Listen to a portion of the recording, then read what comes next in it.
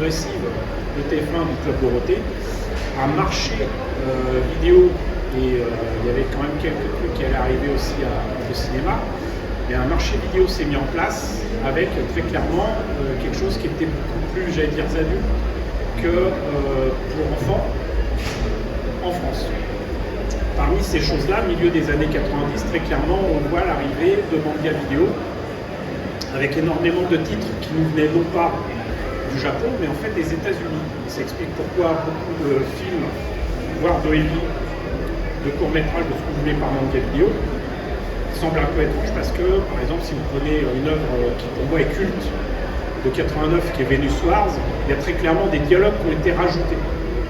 Je vais digresser un tout petit peu en vous disant que c'est quelque chose que les Américains font régulièrement. Si vous regardez l'horrible version qu'on a eue de Digimon en France, par Saban, même si c'est une série de la Toei, Saban avait la sale habitude, vous le savez tous, de rajouter des dialogues, de réécrire des trucs avec des jeux de mots pourris, c'est moi qui le dis. Et donc c'était vraiment une réécriture là pour le coup des œuvres en question, et Manga Vidéo ne faisait pas de différence avec ça, parce que les Américains, grands amis américains, partent du principe que des trucs où il y a des silences, il n'y a pas de musique, il n'y a pas de dialogue, limite il y a un petit peu de bruitage, ça va pas. Je vais vous donner un autre exemple qui n'a rien à voir avec Ghost in the Shell, mais histoire de bien plus situer les choses. Est-ce que vous avez l'Akuta, le château d'Anciel, chez vous en DVD? Normalement, vous devriez avoir donc le film en version japonaise, en version française, mais aussi en version anglaise. Essayez de supporter la version anglaise et vous aurez quelques surprises. Vous verrez Pazu et Shita qui viennent d'arriver sur l'Akuta. Dans la version française et japonaise, ils sont, voilà, ils ont pas de mots pour décrire ce qu'ils voient, et puis ils n'ont pas à décrire ce qu'ils voient, ils observent tout simplement cette île flottante qui se découvre à eux avec des nuages qui passent dans le coin. Là, il n'y a rien, il y a la musique de Joe Hisaishi, c'est fini. En anglais, ils passent leur temps à parler. Oh, regarde, oh, c'est beau, oh, une pierre, oh, un nuage, oh, tes gueules. Voilà, donc vous noterez plein de différences comme ça, et manga vidéo, c'était ça tout le temps. Et ça, je vous dis ça parce que tout simplement, même tout en digressant, il faut quand même reconnaître que Ghost in the Shell, sachez-le, si on l'a eu au cinéma, c'est un miracle. C'est là-dessus que va vraiment se baser cette conférence aujourd'hui. C'est qu'on a failli avoir Ghost in the Shell directement par manga vidéo, uniquement en VHS. Tout comme on a eu Venus Wars en VHS par manga vidéo. Donc, Ghost in the Shell est sorti au Japon en 95. Pour vous situer un petit peu les choses, je crois que j'avais mis quelques images, je n'ai absolument pas fait le nettoyage, je l'avais dit ça, ça préparé. Oui, il y a des femmes nues. Parce que... Donc, c'est issu, ça adapte le manga donc, de Masamune Shirow, qu'on a eu en France par Glénat, qui était aussi bien connu aux États-Unis, moi en tout cas je l'ai découvert en anglais. Et ce film, j'ai pas mis l'image de ce monsieur, mais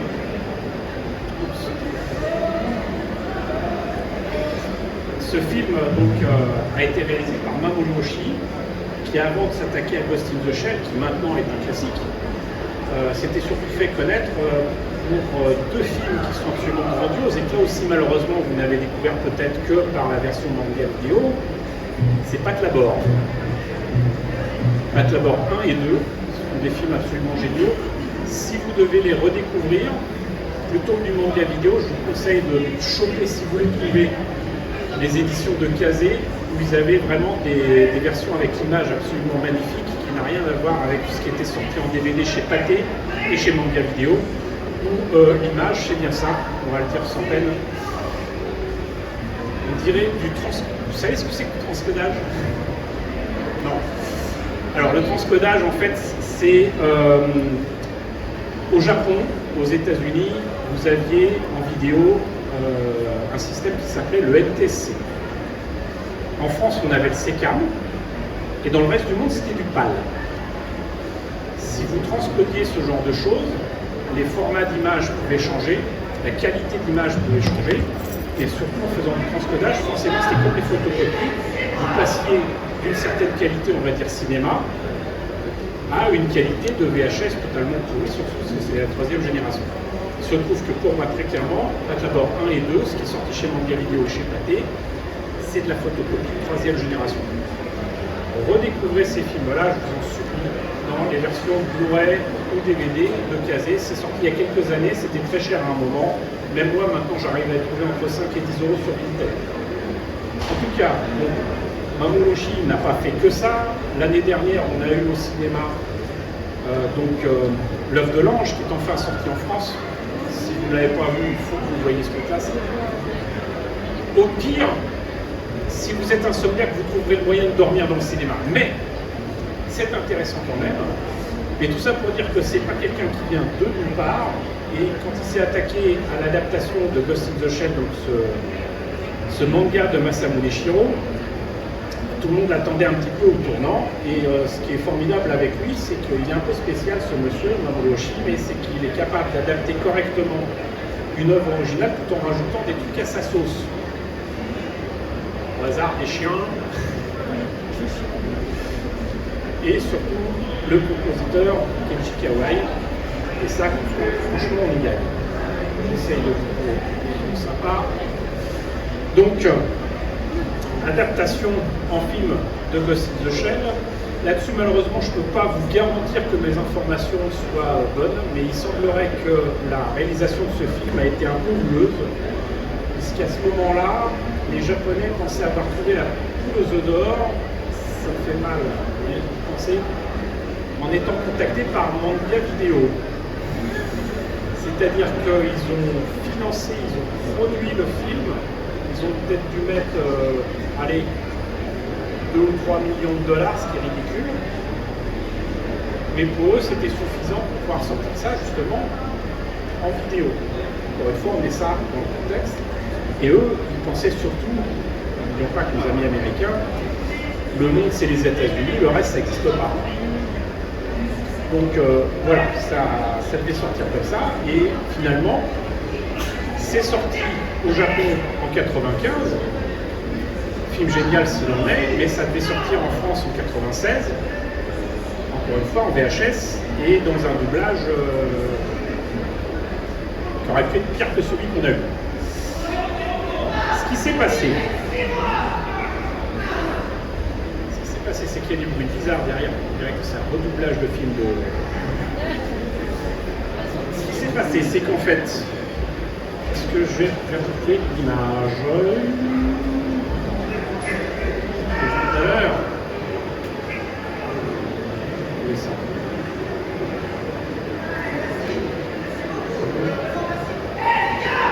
Voilà, ça c'est tout récent. Le monsieur qui est tout en blanc et qui est blanc, c'est Christophe Gans, et vous lui devez pas mal de films quand même.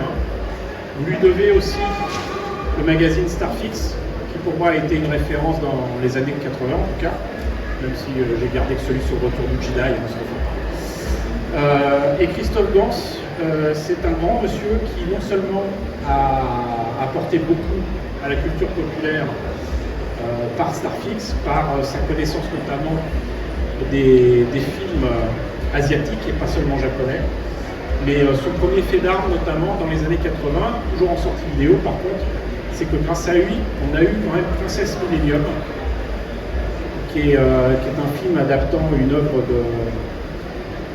de Leiji Matsumoto, et il avait repéré ce genre de choses. J'ai cru comprendre que c'était lui aussi qui avait sorti la vidéo de Cyborg 009, mais je suis pas sûr. En attendant, c'est quelqu'un qui n'a pas attendu la mode de l'animation japonaise et du manga pour s'intéresser à tout ça. Un peu comme Mobius, par exemple, en son temps. Et c'est lui qui a entendu parler de la sortie de Ghost in the Shell, donc de Mamoru Oshii, qui allait sortir chez Manga Vidéo. Son sang n'a fait qu'un tour. Il a dit, n'en veuillez pas, mais je vais vous proposer un deal, et j'espère que vous allez l'accepter. Et le deal était le suivant. Ne sortez pas le film immédiatement en vidéo comme vous l'avez prévu. Laissez-moi faire dirigez la version française doublée. Et surtout, laissez-moi sortir le film sous le label de HK Vidéo en version originale sous-titrée français. Parce que ça aussi, Mandia Vidéo, il y en a qui adorent, je ne sais pas pourquoi.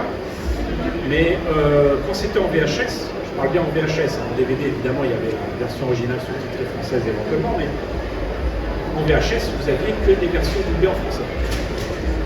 Donc à l'époque c'était le cas, donc milieu des années 90, il a dit il n'est surtout pas question de sortir ce film-là uniquement en VHS, et encore moins uniquement en doublé. Donc laissez-moi faire le doublage, je vous l'offre après. Je sors de mon côté la version originale sous-titrée en français par HK Vidéo, et je m'occupe de tout ça, vous n'aurez rien à payer. Et c'est grâce à Christophe Gans qu'en fait que non seulement on a eu le Cible Chèvre au cinéma, mais qu'en plus on a eu un doublage en français de qualité, avec quand même les voix françaises pour Kusanagi, la voix française de Sigourney Weaver, et pour Bateau, on a eu la voix française de Schwarzenegger. Donc ça c'est pas rien, et mine de rien c'est des intonations de voix et des voix qui font toute la différence et qui donnent franchement le ton au film et qui prouvent aussi que ça a été fait, j'allais dire, avec amour. Ouais, c'est un peu comme Porco Rosso. Si vous avez des voix que vous reconnaissez dedans, etc., vous vous dites bah ouais, voilà, c'est pas n'importe qui qui aurait travaillé là-dessus. Donc non seulement il a fait un deal avec Mandia Vidéo, mais en plus de ça, il fallait quand même le sortir au cinéma.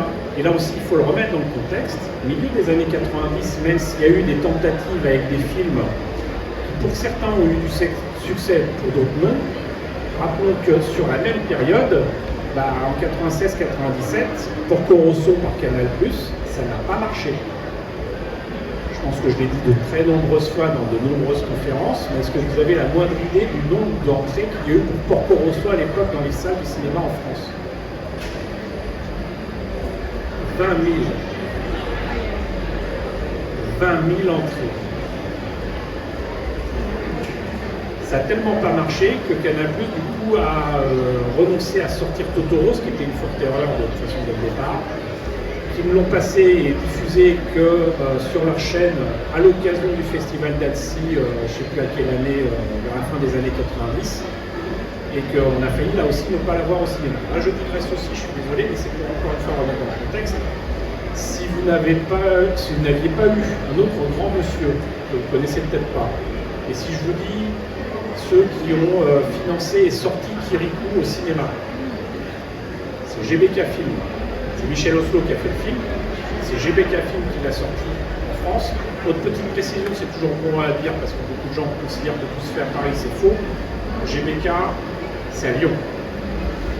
Et c'est monsieur Marc Bonny de GBK Film, grand passionné aussi là, de films d'animation, qui a appris que Canal+ allait perdre les droits de Porco Rosso. Et en 99, il a dit qu'il n'est pas question que ce film finisse soit à la télévision, soit en VHS parce qu'il était sorti chez TF1. Bon, c'était sorti en vidéo, c'est déjà pas mal. Mais c'était déjà sorti en vidéo, c'était déjà sorti sur Canal+, et c'était pas sorti au cinéma. Et Marc Bonny, il a dit, il n'est pas question que ça se passe comme ça. Il venait d'avoir du succès avec Kirikou, et c'est l'argent qu'il a eu avec Kirikou qui lui a permis de négocier avec Canal+ pour pouvoir sortir Totoro en décembre 99 en France, au cinéma. Je pense que maintenant vous l'avez tous vu. Peut-être pas nécessairement d'ailleurs au cinéma, mais ce qui est important, je vais dire, c'est le geste. C'est de voir que finalement aussi, que ce soit des Christophe Gans ou des Marc Bonny, c'est la passion qui prime. Et c'est surtout la volonté de bien faire et de partager finalement une œuvre importante à leurs yeux et pour d'autres là-dessus. Donc, du coup, c'était très important que ça sorte au cinéma, mais donc on a parlé de Porco Rosso. Sur la même période, il y a un film qui a très bien marché, et j'allais dire malheureusement, alors que c'était pas si mal, c'était la jonction, le mélange de... Mi bout à bout, c'était 2 films de Dragon Ball Z. Et ça, si mes souvenirs sont bons, ça a quand même fait un bon 1 500 000 d'entrées. Ce qui est pas mal. Ce qui a prouvé à AB d'ailleurs à l'époque qu'ils pouvaient sortir des trucs au cinéma, sauf qu'après ils ont refait la même chose avec d'autres films de Dragon Ball. Ça a beaucoup moins marché.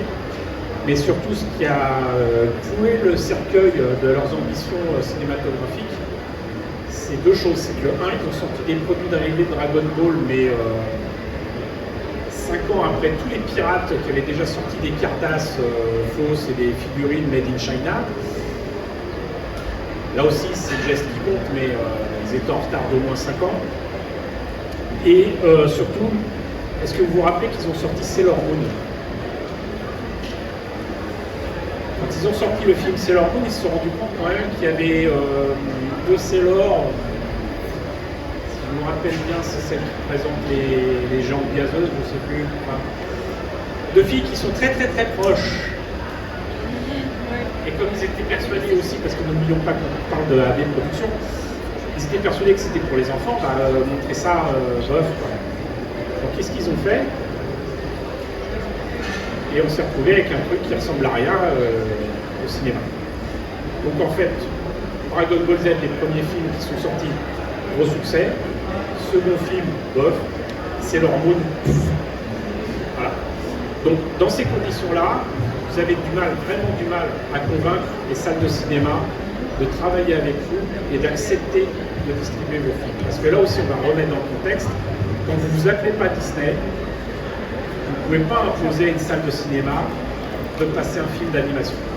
Surtout si vous leur dites, au fait, c'est pas fait pour les enfants. Je suis désolé, je vais le digresser parce qu'il y a un truc qui me revient en tête immédiatement. Mine de rien, au sein d'Animeland, on a quand même longtemps servi de conseiller auprès de gens qui nous écoutaient d'une oreille et qui faisaient autre chose avec l'autre. Quand on a eu Princesse Mononoke, le voyage de Chihiro, il y a un autre film qui est passé un peu inaperçu au cinéma, de Takahata, qui est un de mes films préférés, qui est Nos voisins les Yamada. C'est sorti en France, distribué par des gens fort sympathiques au demeurant, mais qui ne nous écoutaient pas. On leur avait dit, les voisins les Yamada, c'est du Takahata, c'est forcément pas pour les enfants. Ça va être long, certains vont trouver ça chiant, et surtout, c'est pour un public averti. Océan Film. Il nous invite à voir la version française qui était très bien, dans un cinéma privé, une semaine avant la sortie au cinéma, donc qui était prévue. Et en sortant de la salle, ils étaient pétés de rire, ils se disaient, ah oui, effectivement, c'est pas pour les enfants. Voilà. Là, c'est pas la passion qui domine, c'est plutôt le on s'en fout. Et moi, je trouve ça un peu grave, parce que du coup, là aussi, les gens ont toujours tendance à tirer à boulet rouge sur Disney, mais le fait est que là aussi, à l'époque, en 99-2000, si Jean-François Camilleri, qui dirigeait Buena Vista à l'époque en France, n'avait pas été un grand fan du studio Ghibli de Miyazaki, si toute son équipe n'adorait pas déjà le studio Ghibli, ils n'auraient pas été aussi motivés pour distribuer les films de Ghibli en France. Là aussi, je digresse un petit peu, rien à voir avec Ghost in the Shell. Mais je vais me la péter grave. Si. Le fait est qu'en fait, on aurait pu avoir Mononoke non pas en janvier 2000, mais en 98. Le film était déjà prêt, et je le sais parce que j'ai présenté la première avant-première française à Valenciennes. Et c'était prêt. Et c'est nos amis américains, toujours eux, qui ont dit non, vous ne sortirez pas le film avant nous. Et la décision a été prise par un certain Weinstein. Donc voilà. Mais Jean-François n'a pas lâché l'affaire, et dès qu'il a pu sortir Princesse Mononoke, il l'a fait. Et ils ont mis tout le poids de Disney dessus. Pour autant, même avec le poids de Disney, ils ont pu sortir que 100 copies. Alors là aussi, contexte. Que ce soit pour Ghost in the Shell, Princesse Mononoke ou quoi que ce soit. Maintenant, vous êtes tous habitués à aller au cinéma avec des projections numériques. D'accord ? Vous y allez, que vous ayez un Blu-ray 4K ou un fichier qui est sur des gros serveurs, qui vous en servent maintenant de chambre froide. Imaginez qu'avant, vous aviez des pellicules 35 mm et que pour des films de 2 heures, la bobine, si elle était en un seul morceau, c'était plus grand que moi. Ça faisait entre 1,80 m et 2 mètres de haut sur des pellicules de 35 mm. La plupart du temps, pour pouvoir passer des films de 2 heures, ils mettaient ça sur des machines et des projections, des machines pour projeter ça, ils les mettaient en 2 pellicules, ce qui explique que dans la salle à l'époque, vous voyez des fois des petits ronds, des petits signes qui indiquaient le changement de pellicule et de passage. Tout ça pour vous dire que ça explique pourquoi avant on avait des films qui étaient rayés, qui parfois étaient cassés, mais surtout la qualité était différente d'une salle à une autre. Ça explique aussi pourquoi, parce que rappelons que dans les années 90, on a eu un petit film qui s'appelait Titanic. Sortir un film de 2h30 puis 3h, ça ne plaisait pas aux salles de cinéma. Donc imaginez un petit peu, avec du Ghost in the Shell, du Princesse Mononoke, de dire aux salles de cinéma, non seulement c'est un film d'animation, non seulement c'est pas pour les enfants, mais en plus le truc qui dure 2 heures. Bonjour chez vous. Et pourquoi je vous précise tout ça, c'est parce qu'en plus de ça, non seulement c'était compliqué d'avoir les pellicules en question, c'était aussi compliqué à l'époque d'avoir la version française ou la version originale sous-titrée français. C'était l'un ou l'autre, pas les deux. Et pourquoi aussi? Parce qu'ils devaient payer une assurance pour obtenir la pellicule en question, et ça coûtait à l'époque des milliers de francs. Donc les salles de cinéma, ils n'accueillaient pas ces trucs-là comme ça en claquant des doigts. Ça leur coûte, avant même d'ouvrir les salles et d'accueillir des gens, ça leur coûtait du fric, et pas qu'un peu.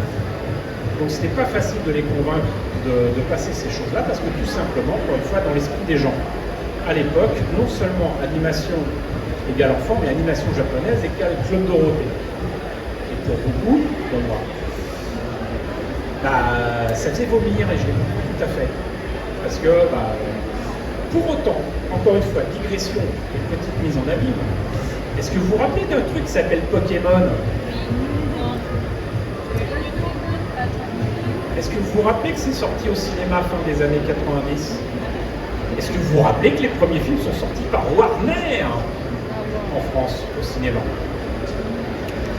Et que les gens y allaient uniquement pour avoir des cartes Pokémon exclusives. Si ça vous rappelle un truc au musée Grévin, c'était une pure coïncidence. Mais bon, tout ça pour dire que, effectivement, certaines salles savaient où était leur intérêt et voilà, ils changeaient d'avis comme de chemise, mais les convaincre vraiment de l'intérêt de passer ces choses-là, c'était pas évident. Et Christophe Gans, lui, il avait que Metropolitan Film Export, de son côté, finalement, passer surtout des films, je ne vais pas dire, c'est pas du second zone, mais voilà, c'est plutôt du série B, autre chose, les Metropolitan Film Export. Ça m'arrache la tête de dire ça, parce que au milieu de tout ça, ils avaient quand même sorti un film excellent qui était le second John Red. Si vous l'avez toujours pas vu, d'ailleurs, je vous le recommande. Excellent film avec Karl Urban, qui lui n'enlève pas son casque, ça ne dit rien. Donc Metropolitan Film Export n'a pas le poids de Disney pour sortir Ghost in the Shell, et en plus de ça, Mamoru Oshii, pour ceux qui s'intéressent à l'animation japonaise, c'est une évidence, c'est un grand maître de l'animation japonaise, tout comme Miyazaki, ou Takahata, maintenant on connaît un petit peu plus, mais voilà, ce n'était pas évident de sortir ça, sachant qu'en plus, là aussi c'est évident, du cyberpunk, mes pauvres amis. Maintenant, ça nous fait rigoler, enfin pas moi, mais à mon époque, c'était difficile de parler de la science-fiction et du cyberpunk. Ça n'avait aucun sens pour la majorité des gens. Des grosses comédies franchouillardes bien grasses à la Philippe Lachaud, ça fonctionne.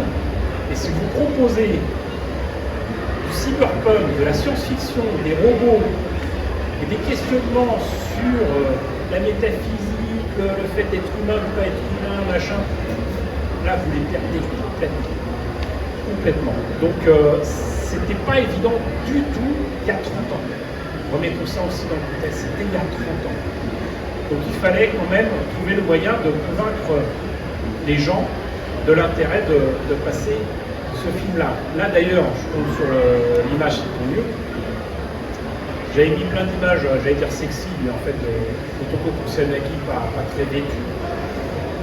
L'imagerie science-fiction, c'est presque normal d'avoir ce genre de choses, mais imaginez quand même si c'est une cyborg, une femme à poil avec un flingue sur une affiche,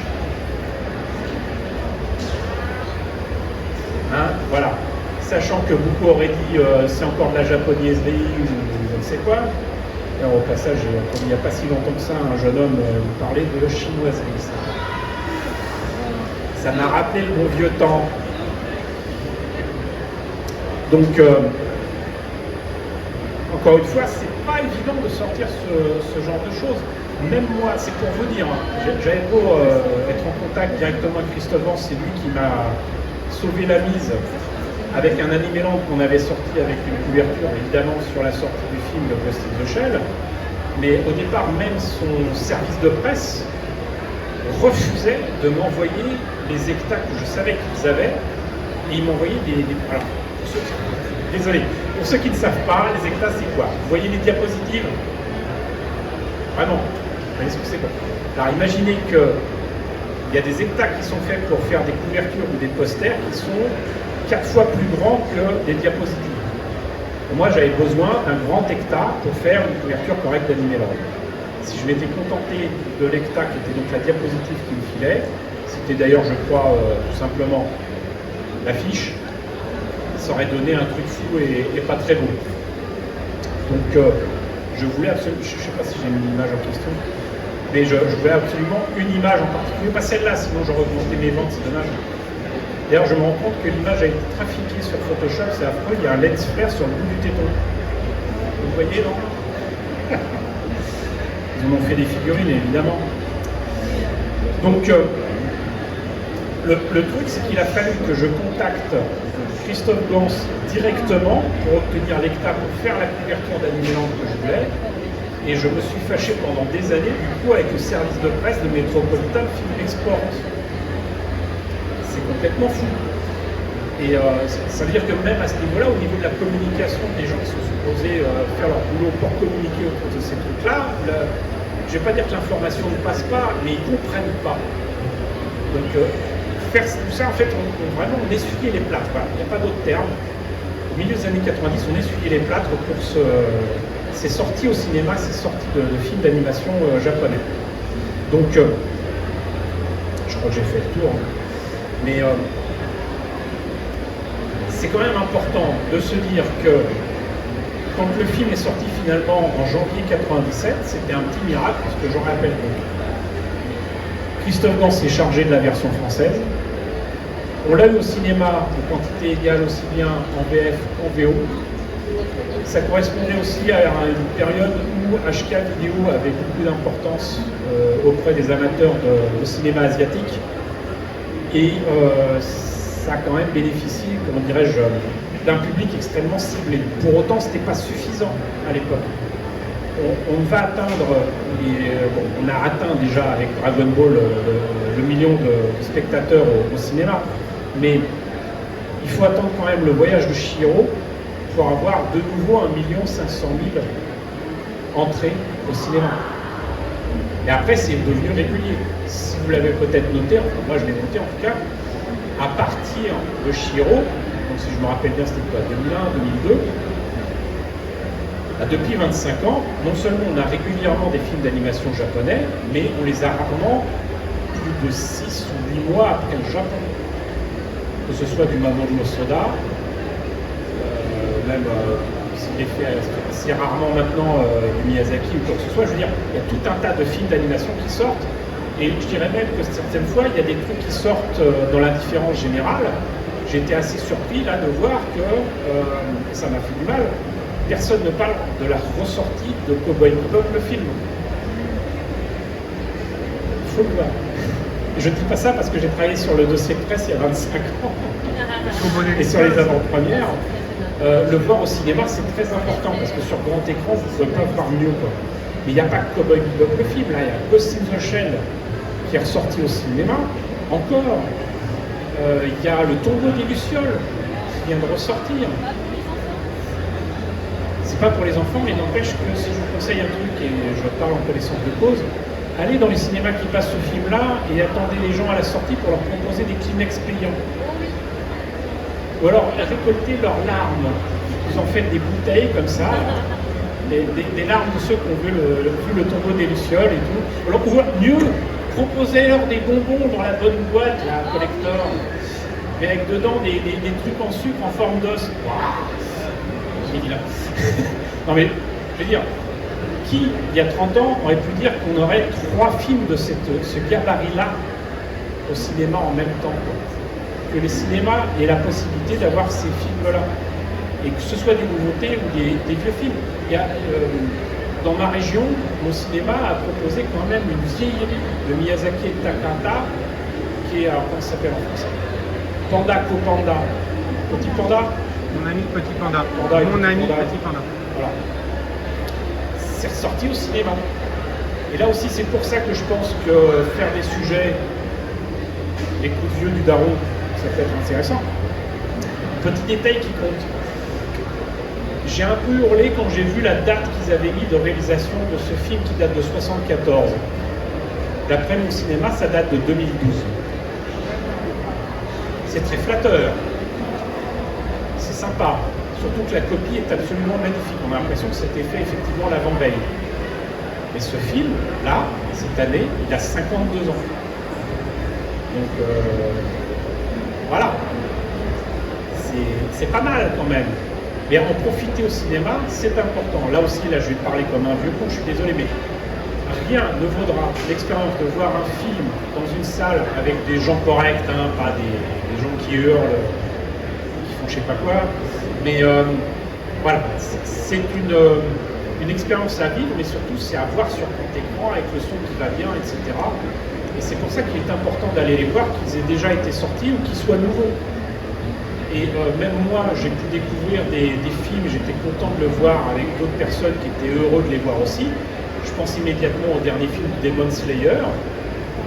Dans ma région, en Haute-Garonne, au pied des Pyrénées, à Saint-Gaudens, une salle de 800 places, pleine à ras-bord, avec des gens de tout âge. C'est vrai que les jeunes étaient plus nombreux, mais bon, voilà. Pour voir Demon Slayer en version originale sous-titrée, celui que je vous dise, bah, ça fait plaisir. Donc tout ça pour dire aussi, c'est que les efforts qui ont été faits dans les années 90, ils n'étaient pas vains. Et j'ai même envie de vous reparler d'un truc qui n'a rien à voir avec le Michel, quoique, qui ici a vu, qui était né déjà il y a 30 ans. C'est bien, c'est des gens bien, qui pas assez usés. Bon, qui était assez vieux pour aller au cinéma tout seul. C'est moi. Bon, si je vous dis le cycle ciné-manga, ça vous dit quelque chose? Bon, 3-4 têtes qui hochent, c'est déjà pas mal. Cycle ciné-manga, pour ceux qui ne connaissaient pas, c'était une initiative à la fois de Kazé, vous connaissez peut-être, mais également d'une boîte que vous ne connaissez pas, à qui on devait d'avoir les droits et surtout qui représentait Tokuma en France et en Europe, et donc le Ghibli. Et Ucor, avec Kazé, a proposé différents films dans le cycle ciné-manga. Je ne vais pas tous les citer, mais bon, il y a une petite actualité avec les romans qui viennent de sortir, qui vont sortir bientôt, parce qu'il y a eu un financement participatif, c'est les Héros de la Galaxie. Le film des Héros de la Galaxie est sorti comme ça. Le premier film de Galaxy Express 1999 est sorti dans le cycle ciné-manga. Le film de Macross est sorti avec le cycle ciné-manga. Il y a un des films de Ranma qui était sorti également, etc., etc., etc. Il y a Arion, non pas Arion, donc, qui était excellent. Et mine de rien, moi j'y ai perdu un été avec pas mal d'amis pour adapter ces films-là et les sortir à l'UGC Ciné-Cité Les Halles. Pour ceux qui connaissent un petit peu Paris, maintenant c'est un point de rendez-vous, même s'il y a Bercy maintenant, qui était important. Mais le fait est que ce coin-là des Halles n'avait qu'une seule salle avant, certes une belle salle, etc., mais ils avaient hérité de l'étage du dessus qui avant était un musée océanique, je crois, de Cousteau, un truc comme ça. Et UGC a récupéré tout cet étage-là et on a fait tout un tas de salles de cinéma. On a profité de tout ça pour proposer à l'UGC Ciné-Cité Les Halles le cycle ciné-manga. Alors malheureusement, je ne peux pas vous donner de chiffres précis de l'exploitation de ces films parce que chaque film que je vous ai cité n'existait qu'en un exemplaire, en 35 mm. C'était même sous-titré en français sur la pellicule elle-même. Ça me fait mal rien y penser. Mais j'ai travaillé dessus, je l'ai assumé. Ah oui, il y avait le film de Conan le Fils du futur que je ne vous recommande pas. Mais le fait est que c'est sorti à ce moment-là aussi. Mais voilà, il fallait y aller petit à petit. Et il y a eu des efforts au fur et à mesure. D'ailleurs, c'était proposé au moment où il y avait eu Porco Rosso. Ça, je me rappelle parce que, alors, je sais pas si vous avez trouvé l'argent pour ça, Canal+, mais ils avaient proposé des statues taille réelle de Porco Rosso. Et la seule raison pour laquelle ça n'a pas été volé au cinéma, c'est que c'était énorme et très lourd. Par contre, Cazé avait fait des silhouettes découpées de certains des films, et ça, bizarrement, dès la première soirée, ça a été volé. Les Halles, mes amis, les Halles. Voilà, un lieu convivial et si vivant. Bref, tout ça pour dire que le milieu des années 90, c'était riche en expériences et en tentatives. Et après ça, mine de rien, je vais peut-être un petit peu terminer là-dessus, Metropolitan Film Export avec Christophe Gans ont tenté d'autres expériences, mais malheureusement, comme Ghost in the Shell n'a pas eu le succès attendu, le dire maintenant ça fait bizarre, mais il faut savoir que dans son escarcelle, il avait quand même Perfect Blue, Satoshi Kon. Et bien figurez-vous que pendant des années, ils ont exploité ça que dans des festivals, notamment le Festival d'Annecy, et qu'ils n'osaient pas le sortir au cinéma. La seule raison pour laquelle ils ont fini par le sortir, et je crois que c'est en 99, c'est parce que une autre société que Metropolitan Film Export leur a damé le pion en sortant et en négociant à leur place un film que j'espère que vous connaissez, qui est Jinro. Sachant que Jinro en plus est sorti en France 6 mois avant le Japon. Et si je me rappelle bien, c'était CTV International qui l'avait sorti. Ça n'a vraiment pas plu à Christophe. Et du coup, il s'est dit, il y en a marre. Ils ont sorti Jinro, j'ai pas eu Jinro, mais moi j'ai déjà Perfect Blue. Et hop, on va sortir Perfect Blue. Donc en fait, tout ça pour dire que du milieu des années 90 vers 2000, il y a eu plein de tentatives, des choses qui sont sorties au fur et à mesure, et que ça n'a pas toujours eu le succès qu'on espérait ou qu'on pensait avoir, et qu'il faut vraiment attendre le début des années 2000, notamment avec les films du Studio Ghibli, pour que les choses démarrent vraiment avec les salles de cinéma, parce que l'important c'était que ça sorte au cinéma. Et avant, c'était pas, tout simplement, c'était pas évident. C'était pas évident. Donc pour petit rappel, le film Ghost in the Shell de Mamoru Oshii, le premier du nom, pas le deuxième, parce que là par contre, même si vous avez des soucis de, si vous n'arriviez pas à dormir, vous voyez le deuxième film de Ghost in the Shell, c'est radical. Il y a encore plus radical que ça. Vous allez peut-être pouvoir m'aider. Quel est ce film avec des jeunes qui pilotent des avions qui est sorti uniquement en vidéo chez nous? Skycrawlers, c'est ça? Si vous voulez remplacer, si vous voulez quelque chose de pas chimique pour les insomnies, vous regardez Skycrawlers. Je ne plaisante pas, j'ai essayé de le voir 3 fois, dont avec des amis. À chaque fois j'ai dormi et les amis ont dormi aussi. Skycrawlers, efficace à 200%. Mais bon, Ghost in the Shell donc, ressort là au cinéma, mais l'actualité de Ghost in the Shell, c'est aussi, mine de rien, le studio Saru qui sort une nouvelle adaptation en série qui a passé, je crois, 2 épisodes à Annecy il y a quelques jours. On doit la voir sur Amazon Prime, si je ne me trompe pas, dans pas très longtemps. Et il y a de nouveau une adaptation. Donc, pour moi, on ne fera jamais mieux que Standalone Complex, mais ce n'est que moi. Il y a quantité d'adaptations qui ont été faites. Ça vit depuis 30 ans. Je pense que ça fait vivre cette grosse feignasse de Masamune Shirow. J'ai dit grosse feignasse. Ah bon. Ce pornophile de Masamune Shirow, cet amateur de jeunes filles peu vêtues, et liées.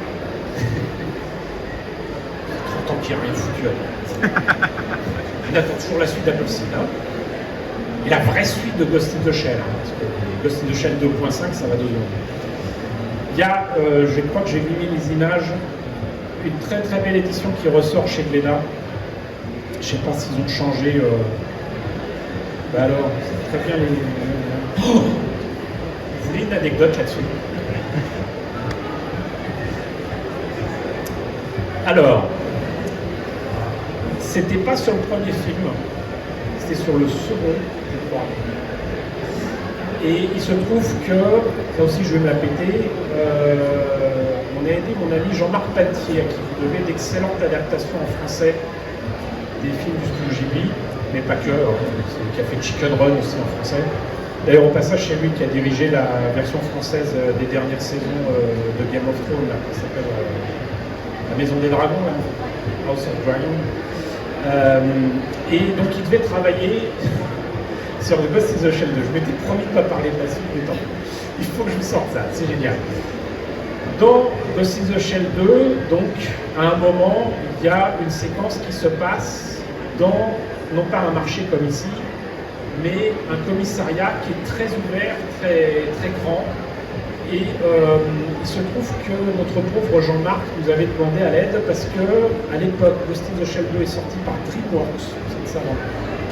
Et DreamWorks lui avait envoyé une copie du film floue pour éviter le piratage. Tiens, je te file un film flou et tu dois le doubler en français. Bonne chance, tu as 2 jours.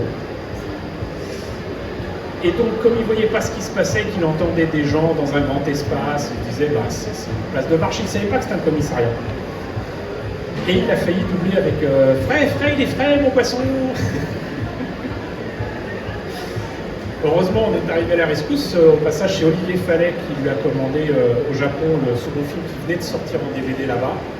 On l'a reçu à temps pour qu'il puisse travailler dessus, c'était pas en 2 jours, c'était plutôt 15 jours. Et on l'a aidé et il nous a invités à voir le résultat et même à voir le doublage en français du 2e film de Ghost in the Shell, en direct, chez Dubing Brothers, je ne vais pas les citer, qui au passage d'ailleurs sont à côté de là où il y avait AB Productions à la Plaine Saint-Denis. Et donc voilà, c'était juste pour dire qu'il y a des fois des adaptations, des choses qui sont faites de manière un peu douteuse de la part de certaines personnes, et qu'il faut se débrouiller, et qu'heureusement il y a des personnes qui connaissent d'autres personnes, qui connaissent d'autres personnes et qui peuvent trouver des solutions. Mais sinon, voilà. Je ne sais pas pour vous, mais moi ça m'a beaucoup étonné qu'il y ait eu une illustration de notre pornophile préféré pour le Ghost in the Shell français, avec la France, Paris, la Tour Eiffel. Heureusement, il n'a pas fait des escargots, mais on n'en était pas loin. Donc voilà, vous avez Ghost in the Shell qui sort dans un beau coffret collector et exclusif à la France, chez Glénat. Toujours l'occasion de... Faudra vous me direz ce qu'il en est. Moi, je sais que la dernière fois que j'ai vu l'édition française qui était de belle qualité, j'ai été encore étonné de voir que c'était censuré parce qu'il manque des planches. Je m'adresse aux coquinous qui sont parmi nous. Coucou les coquinous. Les coquinous anonymes. Bonjour, je suis un coquinou. Il faut savoir que Ghost in the Shell, dans sa version originale et japonaise, il y a des planches... Vous voyez Canal+, une fois par mois. Voilà, avec Motoko Kusanagi qui visiblement aime bien aller sur des voiliers, avec d'autres personnes qui viennent dans le cyberespace, pas très vêtues. Voilà. Et étrangement, aux États-Unis et en France, les planches ont disparu. Parce que là aussi, on va remettre dans le contexte. Au moment où ça a été publié dans le reste du monde, les Japonais se sont rendus compte qu'il y avait quand même des choses un peu olé qui passaient chez eux. Pour ceux qui ne le sauraient pas, dégression complète aussi pour moi. Vous connaissez Video Girl Eye? Bon, mine de rien, il y avait vraiment le cul nu dans pas mal de planches. Et il faut savoir que pendant un temps, Masakazu Katsura, qui était déjà spécialisé dans les vêtements qui ne cachent pas grand-chose, a été obligé de redessiner des culottes à ses héroïnes dans ses mangas pour correspondre au marché occidental. C'en était un point que, et je ne plaisante pas, même en Belgique, il y a eu, je ne sais plus si c'était un procès ou quoi, mais en tout cas, il reprochait aux Japonais, notamment avec Dragon Ball et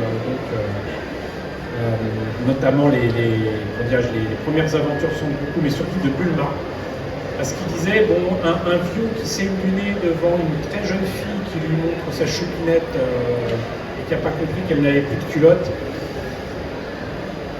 Voilà.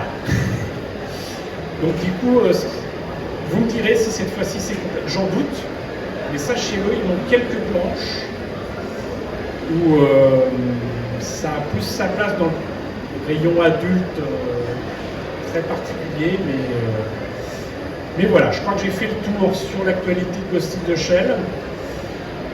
Vous savez tout sur le contexte de la sortie en France il y a 30 ans.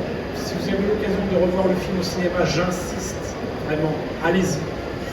Si vous avez la possibilité d'insister auprès de votre cinéma, de voir ça en version originale, puis en français, ça leur fera 2 séances, ils seront contents.